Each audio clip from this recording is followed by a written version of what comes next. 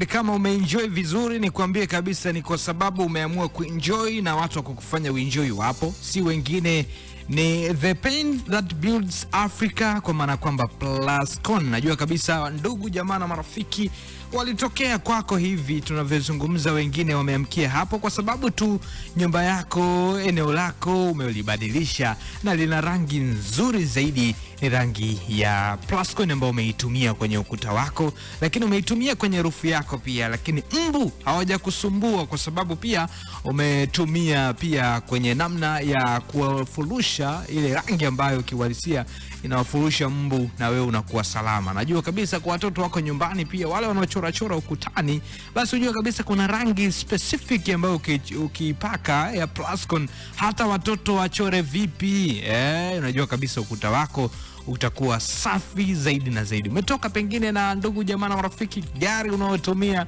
bwana imepigwa rangi safi kabisa, rangi za Plascon. Hivyo ndivyo ambavyo mimi najivunia kuiongelea Plascon. Kuna namna, kuna raha inanijia mimi kutoka katikati ya mtima wangu pale ninaposikia rangi bora kabisa, rangi hizi za Plascon, kwa sababu Plascon wanatupa nguvu ya kutosha, na hawa wanahakikisha mazingira yetu yanakuwa vizuri zaidi na zaidi. Hutaki eneo lako, nyumba yako iwe mfano wa kuelekezea watu kwamba jamani, unaenda mtaa fulani, unaenda Mwananyamala, unaenda pale Kigogo, basi kuna nyumba fulani hivi imepigwa rangi nzuri sana, imesimama yenyewe na inaonekana kitofauti. Sasa pale kwa pembeni yake nipigie simu ukifika hapo, hakika mimi nakuja kukuchukua hapo. Pengine tuna wageni hapa, hatujui namna gani ya kuelekeza, lakini ukiwa unaona nyumba imeng'aa namna hii, na rangi zilizotumika pale ni rangi za Plascon ambazo zinaishi muda mrefu zaidi na zinakusaidia wewe kwenye namna ya kitofauti. Mtu atambue